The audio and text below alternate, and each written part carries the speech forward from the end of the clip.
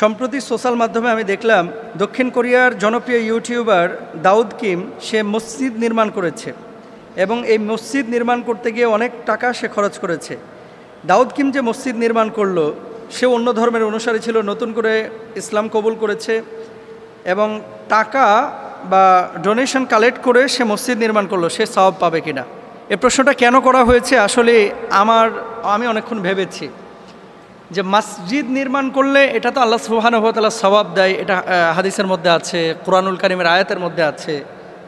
কিন্তু দাউদ কিম মসজিদ নির্মাণ করেছে এটা নিয়ে এই প্রশ্ন করার মানেটা কি? তো বুঝলাম যে অমুসলিম থেকে যেহেতু মুসলিম হয়েছে এবং সে যেহেতু ইউটিউবার অথবা সোশ্যাল মাধ্যমে তার অ্যাক্টিভিটিস রয়েছে, এই কারণে মূলত প্রশ্নটা হয়তোবা সে করে থাকতে পারে। দেলোয়ার হোসেন, দাউদ কিম যে মসজিদটি নির্মাণ করেছে সোশ্যাল মাধ্যমে আমিও পেয়েছি এবং টুইটারে সে লিখেছে কি, আলহামদুলিল্লাহ, অবশেষে আমি এটি করতে পেরেছি, আপনাদের সহায়তায় আমি আল্লাহর ঘর বানিয়েছি। আলহামদুলিল্লাহ, সবাই বলেন। দেখেন রাসূল আকরাম সাল্লাল্লাহু আলাইহি ওয়াসাল্লাম কি বলছেন, মান বানা লিল্লাহি মাসজিদান বানাল্লাহু লাহু বাইতান ফিল জান্নাহ। যে ব্যক্তি আল্লাহর জন্য একটি ঘর, মসজিদ ঘর নির্মাণ করবে, আল্লাহ রাব্বুল আলামিন তার জন্য জান্নাতে একটা বালাখানা নির্মাণ করে দেবে। এটা কিন্তু জানাতেন বিষয় না, জান্নাতে বালাখানা আল্লাহ সুবহানাহু ওয়া তাআলা নির্মাণ করে দেবে। দেখেন অসংখ্য মুসলমান আমরা যারা আছি এই দুনিয়ার জিন্দেগিতে, বাপ ছিল মুসলমান, দাদা ছিল মুসলমান, আজকে আমি অটো মুসলমান হয়ে গেছি। মসজিদে 5 বছরে 10,000 টাকা দান করে নাই, এই মুসলমানের সংখ্যা কিন্তু বাংলাদেশে একেবারে কম না। কিন্তু স্ত্রীর জামা কাপড়ে আপনার 10,000 কেন 30,000 টাকা খরচ করে দিয়েছে 2 বছরে। এরকম অসংখ্য মানুষ আছে যে নিজের স্ত্রীর বিলাসিতার জন্য, ছেলে মেয়ের বিলাসিতার জন্য 1000 টাকা, লক্ষ টাকা খরচ করে, কিন্তু আল্লাহর ঘরের জন্য খরচ করতে পারে না। দাউদ কিম যে মসজিদটি নির্মাণ করেছে, অনেকে বলে যে ফেসবুকের উপার্জিত টাকা দিয়ে মনে হয় মসজিদ নির্মাণ করেছে। মিথ্যে কথা। উনি ওখানে উল্লেখ করেছে টাকাগুলো কোথায় পেয়েছে, কত টাকা খরচ করেছে জানেন? দাউদ কিম যে মসজিদটা নির্মাণ করেছে কত টাকা খরচ করেছে? $1,36,500 ইউএস ডলার। $1,36,500 তার মানে বাংলাদেশি টাকা 1 কোটি টাকার উপরে। আলহামদুলিল্লাহ বলেন।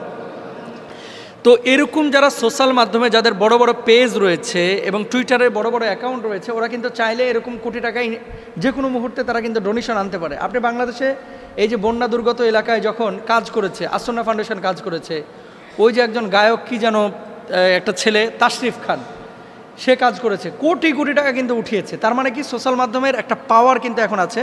আল্লাহ তাআলা এই সোশ্যাল মাধ্যমের মাধ্যমে আল্লাহ সুবহানাহু ওয়া তাআলা এগুলো অ্যারেঞ্জ করান। এটা কিন্তু সোশ্যাল মাধ্যমের একটা বড় ভালো দিক। এটাকে চাইলে কেউ ভালোভাবেই ব্যবহার করতে পারে, কেউ খারাপভাবে ব্যবহার করতে পারে। আম পেকেছে, দেখেন একটা ছুরি আপনি বাজার থেকে কিনলেন, ওই আমটাকে আপনি ছুরি দিয়ে কাটতে পারেন, আবার ওই ছুরি দিয়ে আপনি মানুষকেও কাটতে পারেন। তো ছুরির কিন্তু কোনো দোষ নাই। ছুরিটা দিয়ে আপনি কি করছেন? আম কাটছেন। এই ছুরি দিয়ে আপনি গরু কাটছেন, এই ছুরি দিয়ে আবার মানুষকে কাটছেন। তো মানুষ কাটলে আপনি হারাম করলেন। আর যখন আপনি আম কাটছেন, যখন আপনি হালাল গরু কাটছেন হালালভাবে বৈধ উপায়ে, তখন আপনি সওয়াবের কাজ করছেন, তাই না? সোশ্যাল মাধ্যম এমন একটা জিনিস, ফেসবুক, টুইটার, ইন্টারনেট, ইউটিউব, এগুলো আপনি কোন মাধ্যমে ব্যবহার করছেন? আপনি কি ইসলামিক কাজে ব্যবহার করছেন নাকি অনইসলামিক কাজে ব্যবহার করছেন? যদি ইসলামিক কাজে ব্যবহার করেন, এই ফেসবুক আপনাকে জান্নাতে নেবে। আর যদি অনইসলামিক কাজে ব্যবহার করেন, এই ফেসবুক আপনাকে জাহান্নামে নেবে। ফেসবুকে বিভিন্ন গ্রুপ আছে যারা কোরআন তেলাওয়াত শেখাচ্ছে, এই লেকচারগুলো, ইসলামিক লেকচারগুলো আপনারা পাচ্ছেন, সওয়াবের কাজ। এখন দাউদ কিম যে মসজিদটা নির্মাণ করেছে, অবশ্যই এই কাজটা সে ভালো কাজ করেছে এবং অমুসলিম হয়ে যে কাজটি করেছে এটা মুসলমানদের জন্য একটা বড় শিক্ষা এর মধ্যে সে রেখেছে।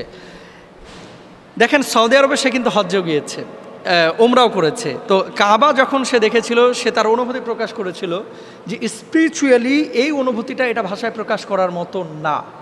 আপনি কাবা যতক্ষণ পর্যন্ত নিজ চোখে না দেখবেন, হজ যতক্ষণ পর্যন্ত না করবেন, উমরা যতক্ষণ পর্যন্ত না করবেন, ততক্ষণ পর্যন্ত এটার অনুভূতি আপনি বুঝতে পারবেন না। ব্রিটিশ গায়িকা, ব্রিটিশ নায়ক, ব্রিটিশ খেলোয়াড়, অন্য ধর্মের অনেক বড় বড় ফুটবল তারকা যারা চেলসিতে খেলে, বার্সেলোনায় খেলে, এরা ইসলাম গ্রহণ করার পরে যখন কাবায় গিয়েছে, তাওয়াফ করেছে, তারা তাদের অনুভূতি প্রকাশ করেছে। এই দাউদ কিমও অনুভূতি প্রকাশ করেছে। সুতরাং আল্লাহ সুবহানাহু ওয়া তাআলা কাকে কখন কিভাবে হেদায়েত দেবে এটা আপনিও জানেন না, আমিও জানি না। মাইয়ুদুলিল্লাহু ফালা হাদিয়া লাহু ওয়া মাইয়াহদিল্লাহু ফালা মুদিল্লা লাহু। যদি আল্লাহ কাউকে হেদায়েত দান করে, কেউ তাকে বিভ্রান্ত করতে পারবে না। আর কাউকে যদি আল্লাহ বিভ্রান্ত করতে চায়, সারা দুনিয়ার মানুষ একদিকে হয়ে তারা হেদায়েতের পথে আনতে পারবে না। সুতরাং দাউদ কিম যে মসজিদ নির্মাণ করেছে, এটা ফেসবুক ইউটিউবের টাকা না, মূলত এই টাকাটা সে তার টুইটার অ্যাকাউন্ট থেকে মানে বিজ্ঞপ্তি দিয়ে দিয়ে ডোনেশন নিয়ে এসেছে। যেভাবে রাস্তায় কালেকশন করা হয়, মসজিদে কালেকশন করা হয়, এইভাবে কালেকশন করে সে মসজিদটি নির্মাণ করেছে। আল্লাহ তাআলা আমাদেরকে মসজিদ বানানোর, মসজিদের খাদেম হওয়ার তৌফিক দান করুন। সুলতান সুলেমান, তারপরে হুররাম সুলতান, তারপরে এই ধরনের এই যে ইউসুফ জুলেখা, এই ধরনের নাটক সিনেমাগুলো প্রচার করা হচ্ছে এবং ম্যাগাজিনে তাদের গল্প লেখা হচ্ছে, এগুলো পড়া বা দেখা যাবে কিনা। 2 নম্বর, বাংলাদেশে একজন আর্টিস্ট তুরস্ক থেকে আসতেছে, তার অনুষ্ঠানে আমরা যেতে পারবো কিনা। এই তুর্কি সিরিয়ালে অভিনয় করে। আচ্ছা, কে আসতেছে আমার জানা নাই, সম্ভবত কেউ আসতেছে বাংলাদেশে। তবে প্রশ্নের যে প্রথমাংশ দেখেন, তুরস্ক আমি নিজেও সফর করেছি এবং সুলতান সুলেমানের কবর আমি নিজেও জিয়ারত করেছি, আলহামদুলিল্লাহ। তারপরে আব্দুল হামিদ খান, অটোমান সালতানাতের এই যে 750 বছরের বেশি সময় তারা যে গোটা ইউরোপ শাসন করেছে, অঞ্চলগুলোর অনেক অংশ আমি সফর করেছি, আলহামদুলিল্লাহ। তুরস্ক গিয়ে সফরগুলো করেছি। আমাদের বাংলাদেশে যে সিরিয়ালগুলো এবং তুর্কিরা যে সিরিয়ালগুলো নির্মাণ করেছে, এই সিরিয়ালগুলো মনে করেন ফ্রেমটা অটোমানদের রেখেছে, ফ্রেমটা, আর ভেতরের গল্প অনেক কাটছাট করা হয়েছে। কেন আমি বলি, সুলতান সুলেমান, তারপর আব্দুল হামিদ খান, তারপরে অন্য এই সুলতানদের মানে বংশধরের যে সমস্ত মানুষগুলো ছিল, সবাই যে সারাক্ষণ মেয়ে নিয়ে আর প্রেম নিয়ে ব্যস্ত থাকতো, বিষয়টা এরকম না। কিন্তু সুলতান ফাতে মোহাম্মদ ইস্তাম্বুল বা কুস্তুনতুনিয়া যিনি জয় করেছিলেন, আল্লাহওয়ালা ছিলেন, আল্লাহওয়ালা। আল্লাহ রসুল বলেছিলেন যে আমার উম্মতের মধ্যে এক শ্রেণীর উম্মত আসছে যাদের হাতে কুস্তুনতুনিয়া মানে ইস্তাম্বুল বিজয় লাভ করবে। এই ইস্তাম্বুল বিজয় যারা লাভ করবে, এই ইস্তাম্বুল জয় যারা লাভ করবে, এদেরকে আল্লাহ সুবহানাহু ওয়া তাআলা বদরি সাহাবীদের মতো মর্যাদা দেবে, আর বদরের যুদ্ধ যারা করেছে তাদের মতো মর্যাদা দেবে। তো সুলতান ফাতে মোহাম্মদ, ওনারা কুস্তুনতুনিয়া জয় করেছে, ওনারা সে মর্যাদা পাবেন। ওনারা আল্লাহওয়ালা ছিলেন এবং ঈমানের জোরে কিন্তু তারা জয়লাভ করেছিলেন। তো এরকম সারাক্ষণ যদি প্রেম নিয়ে, নারী নিয়ে মত্ত থাকতেন, এই বিজয়কে আল্লাহ তাআলা তাদেরকে দিতেন। এবার আসেন রাষ্ট্রনায়ক, ধরেন কথার কথা, এই যে সৌদি আরবের যে প্রিন্স যারা আছে, 5 ভাই, 4 ভাই ভালো, 1 ভাই খারাপ। বাপের একই ফ্যামিলির 10টা ভাই আছে বা সন্তান আছে, 10 জনের মধ্যে 8 জন ভালো, 2 জন খারাপ, এরকম হয় কি হয় না? সুলতানদের মধ্যে কিছু সুলতান এরকম ছিল যারা বিলাসী জীবনযাপন করত। ইভেন এদের কাপগুলো স্বর্ণের বানানো, চামচগুলো স্বর্ণের বানানো। যেখানে যে কোমটে মূত্রত্যাগ করতো, সেই মূত্রত্যাগের কোমটের ওপরে স্বর্ণের ফ্রেম লাগানো। এখনও আছে এই সমস্ত বিল্ডিংগুলো, এরা রক্ষণাবেক্ষণ করে রেখেছে, তুরস্ক গেলে দেখতে পাবেন।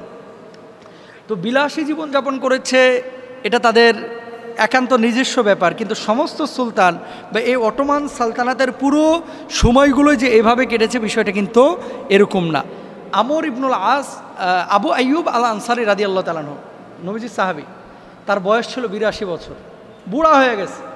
ওই যে নবীজি বলেছিল ইস্তাম্বুল যে জয়লাভ করবে তাকে বদরি সাহাবীদের মতো মর্যাদা দেওয়া হবে, এই 82 বছরের বুড়া সাহাবী ঘোড়া নিয়ে তুরস্ক চলে গেছে। সুবহানাল্লাহ বলবেন না? আরে একা না তো, ওনার সাথে আরও অনেক সাহাবী ছিলেন। সৌদি আরব থেকে তুরস্কের দূরত্ব মিনিমাম 3000 কিলোমিটার। কয় হাজার কিলোমিটার? 3000 কিলোমিটার ঘোড়াতে চড়ে গেছে ইস্তাম্বুল জয় করবে। উনি সাহাবী আবু আইয়ুব আনসারী রাদিয়াল্লাহু তাআলা আনহু সরাসরি নবীজিকে দেখেছেন। এই বুড়া সাহাবীদেরকে নিয়ে ইস্তাম্বুল জয় করতে পারে নাই, ওখানে খ্রিস্টানদের এত পাওয়ার ছিল। পরে ওনার কবরটা উনি ওসিয়ত করে গেছিলেন, যদি আমি এখানে শহীদ হয়ে যাই, আমার লাশটা আর ফিরে নিয়ে যাবে না ঘোড়াতে করে, আমাকে এখানেই দাফন করবা। এই জন্য আবু আইয়ুব আনসারী রাদিয়াল্লাহু তাআলা আনহুর এই কবর কিন্তু ইস্তাম্বুলের কিনারায়, তুরস্কে। অথচ নবীজির সাহাবী কত দূর, আবু আইয়ুব আনসারী রাদিয়াল্লাহু তাআলা আনহুর কবরটা আমি জিয়ারত করেছি। যেটা বলার উদ্দেশ্য, এই সুলতান সুলেমানের যে ক্যারেক্টার আপনারা দেখেন, এখানে কিছু গল্প সত্য, কিছু গল্প এখানে কাটছাট করা হয়েছে, কিছু গল্প প্রেম, রিলেশনশিপ, এগুলো এখানে ঢুকানো হয়েছে এবং এগুলো মানুষের মানে খোরাক তৈরি করার জন্য, মানুষকে একটু মানে আগ্রহ তৈরি করার জন্য, আকর্ষণ করার জন্য এগুলো করেছে। এগুলো সব কিছু বিশ্বাস করা যাবে না। আর আরেকটা বিষয় বলি, ইউসুফ জুলেখা নামে ওই যে কি সিরিয়াল চলতেছিল, এগুলো দেখবেন না, হারাম। এগুলো কি কেন বলবেন যে হুজুর হারাম কেন? নবীদের চরিত্র এবং ক্যারেক্টার, ইউসুফ আলাইহিস সালামের চেহারা কেমন ছিল? মেয়েরা আপেল না কেটে হাত কেটে ফেলছে, এত সুন্দর ছিলেন ইউসুফ আলাইহিস সালাম। এখন ওখানে যে ইউসুফের চেহারা দেওয়া হয়েছে ইরানের এক আর্টিস্টকে, দাড়ি রাখছে ইদ্দুর, চেহারা সুন্দর, ঠিক আছে, কপালটা খোলা। আমাদের বাচ্চারা, আমাদের জেনারেশন যখন এর চেহারাটা দেখবে মনে করবে ইউসুফ নবী মনে হয় এটা এরকমই ছিল। আসে কি আসে না? তো কোনো নবীর চরিত্র কেউ এভাবে দিতে পারে না, এবং এটা জায়েজও নাই। কোনো সাহাবীর চরিত্র দেওয়া জায়েজ নাই। হ্যাঁ, গল্প আকারে প্রকাশের জন্য আপনি এতটুকু করতে পারেন যে ধরেন আপনি চেহারা বানাইলেন না, ছায়ার মতো কিছু বানাইলেন, অথবা চাদর দিয়ে একজন মানুষের আকার ধারণ করাইলেন, চেহারা দেখাবেন না, সেটা আপনি প্রেজেন্ট করতে পারেন, এবং সত্য ইতিহাস যদি তুলে ধরা হয় এটা জায়েজ আছে। আর ইউসুফ জুলেখার প্রেম দেখাইতেছে ওখানে নাটকের মধ্যে, হারাম সম্পূর্ণরূপে, এগুলো দেখা যাবে না। ইরান থেকে আসলে আর সৌদি আরব থেকে আসলে সব কিছু জায়েজ হয়ে যায় না, এটা মাথায় রাখতে হবে। এই মানে 3-4 দিন না 5 দিন আগে দেখলাম কি পত্রপত্রিকায় এসেছে, সাঁতারের ড্রেস পরে এই ফ্যাশন করতেছে সৌদি আরবে, নাউজুবিল্লাহ বলেন। তো যা কিছু ওখান থেকে আসলেই সব কিছু জায়েজ হয়ে যাবে, বিষয়টা কিন্তু এরকম না। আপনাকে দেখতে হবে কোরআন হাদিসের মধ্যে কী আছে। আর তুরস্কের কোনো আর্টিস্ট যদি বাংলাদেশে আসে, যদি হালাল বা বৈধ কোনো অনুষ্ঠানেও নেই, যেখানে দেশের কল্যাণে কোনো কাজ করতেছে বা কথা বলতেছে, দিনের কল্যাণে কোনো কথা বলতেছে, সেই জায়গাগুলো আপনি যাইতে পারেন। কিন্তু নাচ গান করতেছে বা অশ্লীল কোনো কিছু হচ্ছে, বেপর্দাহীনতা বা পর্দাহীনতার কোনো কিছু দেখা যাচ্ছে, সেখানে আপনারা অংশগ্রহণ করতে পারবেন না। আল্লাহ তাআলা আমাদের সবাইকে বোঝার তৌফিক দান করুন।